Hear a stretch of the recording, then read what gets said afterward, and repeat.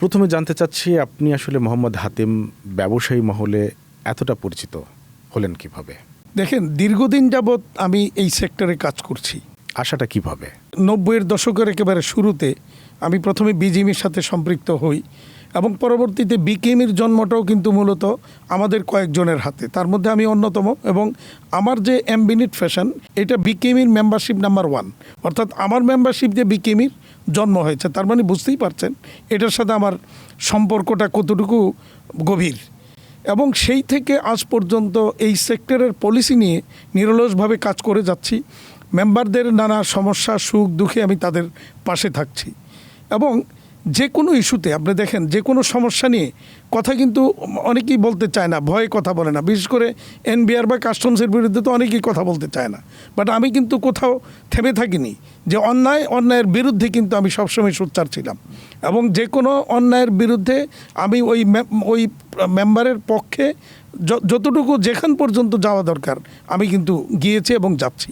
ব্যবসাতে আসলেন কিভাবে, মানে কার? আচ্ছা, ব্যবসাতে আসাটা মূলত দুইজনের অনুপ্রেরণা। একজন হলেন আমার প্রয়াত বড় ভাই, যাকে আমি অন্যতম একজন আইডল হিসেবে আমি দেখেছি, মাওলানা মোহাম্মদ সালেম, যিনি নেভি হুঁশিয়ারি, এমএস ডাইং সহ প্রথমত হুঁশিয়ারি ব্যবসা ছিলেন, পরবর্তীতে হুঁশিয়ারি ব্যবসাটাকে কনভার্ট করে রপ্তানিতে চলে আসেন আশির দশকের মাঝামাঝির শেষ দিকে এসে। তো আরেকজন হচ্ছেন এনআর গ্রুপের ব্যবস্থাপনা পরিচালক, আমার বড় ভাইয়ের একমাত্র শ্যালক মুখলেসুর রহমান।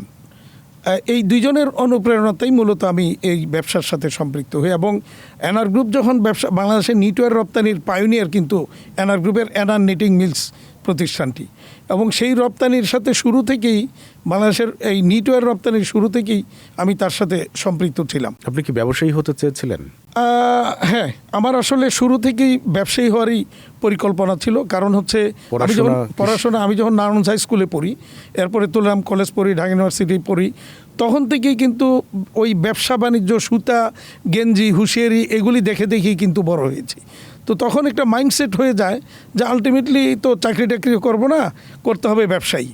তো ওইভাবেই কিন্তু মেন্টালি ওইভাবেই তৈরি হয়ে আসছিলাম।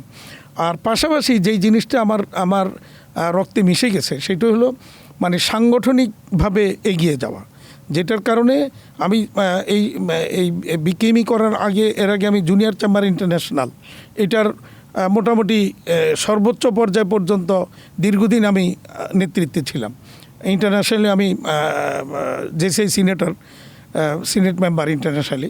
তো এইগুলি করতে করতে এর মধ্যে যখন ব্যবসায় ঢুকলাম, অটোমেটিক্যালি ওই ব্যবসাতে এসেও কিন্তু ওই নেতৃত্ব বা সাংগঠনিক ইয়েটা কাজে লাগে তখন।